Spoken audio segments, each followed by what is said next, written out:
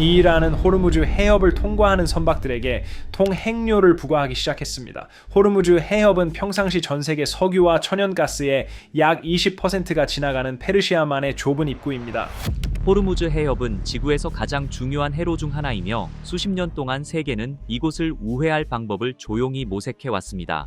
이것이 바로 핵심적인 것으로 하루에 700만 배럴을 동서 파이프라인을 통해 보낼 수 있는 용량을 가지고 있습니다. 전 세계 석유의 거의 5분의 1이 몇 킬로미터에 불과한 협로를 통과해야 하기 때문에 단 한 번의 혼란만으로도 글로벌 경제 전반에 파장을 일으킬 수 있습니다. 이 좁은 수역에서 단 하루라도 문제가 생기면 에너지 시장, 선박 운송 체계, 일상생활까지 충격을 받을 수 있습니다. 그래서 같은 질문이 계속 반복됩니다. 이 병목 지점이 그렇게 위험하다면 왜 그냥 완전히 우회하지 않는가? 이 질문은 현대 중동에서 가장 야심차고 거의 믿기 힘든 인프라 아이디어 중 하나로 이어졌습니다. 오만의 산맥을 뚫고 만든 거대한 인공 운하, 이를 통해 유조선이 호르무즈 해협을 완전히 건너뛰고 곧바로 공해로 나갈 수 있다는 구상입니다. 이론상으로는 탁월한 계획처럼 들립니다. 하지만 현실은 아마도 지금까지 상상된 인프라 구상 중 가장 비용이 많이 들고 어려운 프로젝트 중 하나일 수 있으며 잠재적 비용은 1천억 달러에 이를 수도 있습니다. 이 아이디어가 사라지지 않는 이유를 이해하려면 먼저 호르무즈 해협이 얼마나 터무니없이 중요한지 알아야 합니다. 매일 막대한 양의 석유가 이란과 오만 사이 좁은 수로를 통과합니다.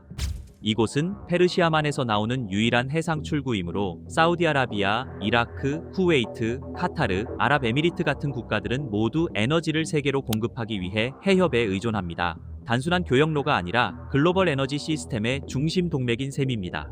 세계 석유 소비량의 약 5분의 1이 이 단일 통로를 통과합니다. 그런데 그 의존성의 규모는 실제 물리적 크기를 보면 더욱 위협적으로 다가옵니다. 해협의 가장 좁은 지점은 약 33km에 불과합니다. 그러나 실제 운항 가능한 항로는 양방향 각각 단 3km 뿐입니다. 즉, 지구에서 가장 큰 선박 중 일부가 막대한 석유를 싣고 거의 겨우 편안하게 지나갈 수 있는 수로로 몰리는 셈입니다. 이것은 중복이 아니라 집중입니다. 그리고 집중은 취약성을 만듭니다. 그래서 호르무즈 해협은 항상 병목 지점이라고 불립니다. 단순히 지리적 이유 때문이 아니라 취약성 때문입니다. 이 지역에서는 유조선이 억류되거나 손상되었고 군사 순찰과 직접적인 충돌도 있었습니다. 모든 것이 기술적으로 열려 있더라도 단지 혼란 가능성만으로 보험료가 오르고 시장은 불안에 휩싸입니다. 에너지 시장이 불안해지면 그 공포는 여기서 그치지 않습니다. 연료 가격, 운송 비용, 결국 전 세계 일상용품 가격으로 확산됩니다. 그것이 호르무즈가 위험한 이유입니다. 단순히 좁은 것이 아니라 좁음이 곧 파급력을 갖는 것입니다. 당연히 국가들은 의존도를 줄이려 했습니다. 사우디아라비아는 아라비아 반도를 가로지르는 송유관을 건설해 홍해의 항구까지 연결했습니다. 아랍에미리트는 호르무즈 해협 밖의 후자이라로 향하는 송유관을 구축했습니다. 이는 작은 프로젝트가 아니라 진지한 대안 구축 시도를 의미합니다. 그러나 이들을 합쳐도 유조선으로 운송되는 석유의 일부만 처리할 수 있을 뿐입니다. 선박은 여전히 필수입니다. 그래서 세계는 계속 호르무즈로 돌아옵니다. 여기서 꿈이 시작됩니다.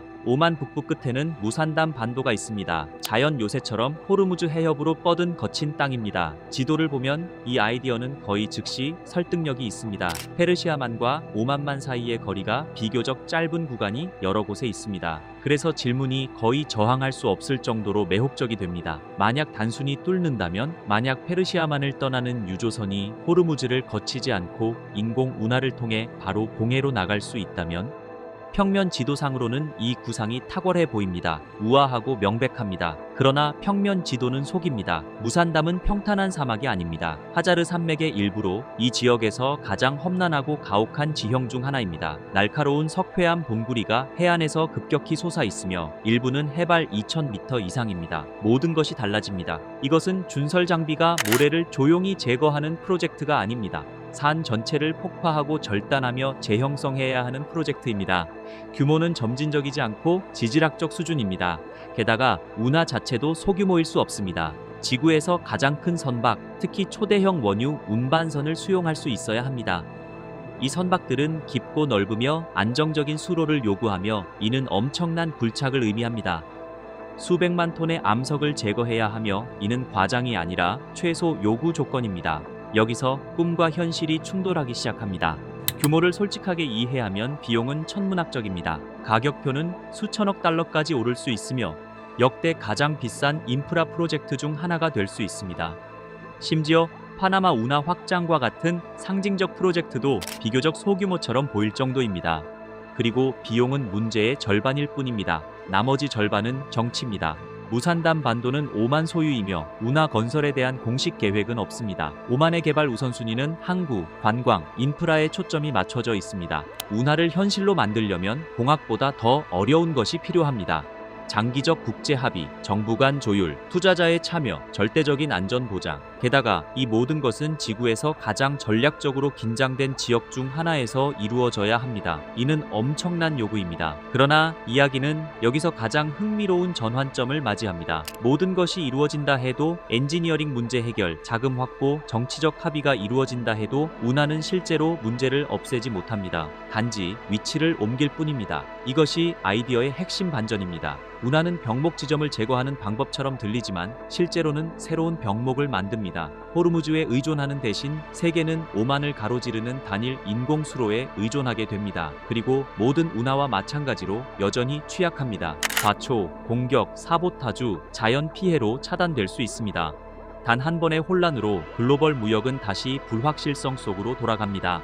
취약성은 사라지지 않고 위치만 바뀝니다. 그렇다면 세계가 진정 해결하려는 문제는 무엇일까요? 근본적으로 이것은 단순한 석유나 운송로의 문제가 아닙니다. 지리 통제의 문제입니다. 지리는 글로벌 권력의 숨은 힘입니다. 우리는 종종 시장, 외교, 군사력을 추상적 공간에서 작동하는 것처럼 말하지만 실제로 그렇지 않습니다. 그것들은 해안선에 고정되고 해협에 제약되며 지형에 의해 형성됩니다. 이집트의 좁은 운하는 글로벌 공급망을 흔들 수 있고 경쟁 국가 사이의 해협은 에너지 흐름을 위협할 수 있으며 오만의 산악반도는 수천억 달러 규모 구상의 중심이 될 수 있습니다. 글로벌 무역은 소수의 핵심 통로에 의존하며 이 통로가 불안정해 보일 때 본능적으로 우리는 이를 재설계하려 합니다. 그래서 무산담 운하 아이디어는 결코 완전히 사라지지 않습니다. 실용적이어서가 아니라 실행이 임박해서도 아닙니다. 이 구상이 사라지지 않는 이유는 훨씬 더 깊이 있는 매력을 보여주기 때문입니다. 지리가 불편해지면 인간은 단순히 그것을 다시 쓸 수 있다는 믿음입니다. 하나의 병목이 너무 위험해진다면 우리는 지구를 뚫고 새로운 길을 만들 수 있다고 생각하는 것입니다. 그러나 현실은 훨씬 덜 협조적입니다. 산은 전략적 계획에 반응하지 않고 해안선은 투자자의 기대에 맞추어 조정되지 않습니다. 무산담을 자세히 살펴볼수록 이 구상은 점점 다른 모습을 드러냅니다. 혁신처럼 보이던 것이 점점 더 깊은 무언가를 반영하는 모습으로 바뀝니다. 세계가 호르무즈를 탈출하려 얼마나 절박한지를 보여주는 신호입니다. 그리고 그것이 진짜 이야기입니다.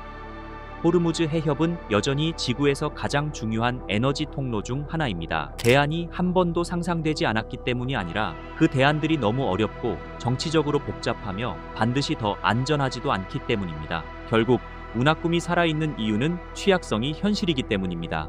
공포가 현실이며 의존도 역시 현실입니다. 하지만 해결책은 상상력과 물리적 현실이 충돌하는 지점에 있습니다. 그래서 소위 호르무즈 해협 우회 경쟁은 전통적 의미의 경쟁이 아닙니다. 명확한 경쟁자도 없고 결승선도 없으며 임박한 돌파구도 없습니다. 그것은 전혀 다른 것입니다.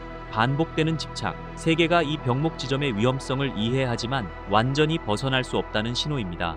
송유관은 위험을 줄일 수 있고 비상계획은 혼란을 완화하며 해군 순찰은 일부 위협을 억제할 수 있습니다. 그러나 이러한 모든 해결책은 근본적인 진실을 바꾸지 못합니다. 세계가 페르시아만 에너지에 크게 의존하는 한 호르무즈 해협은 글로벌 시스템에서 가장 취약한 압력 지점 중 하나로 남을 것입니다.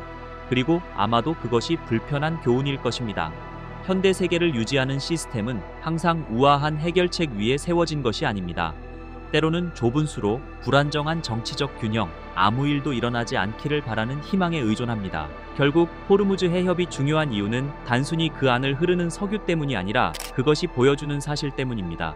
현대 세계가 얼마나 노출되어 있는지, 단 한 개의 좁은 통로, 압력받는 한 지역, 단 한 번의 혼란으로 전 세계에 영향을 미칠 수 있다는 사실 때문입니다.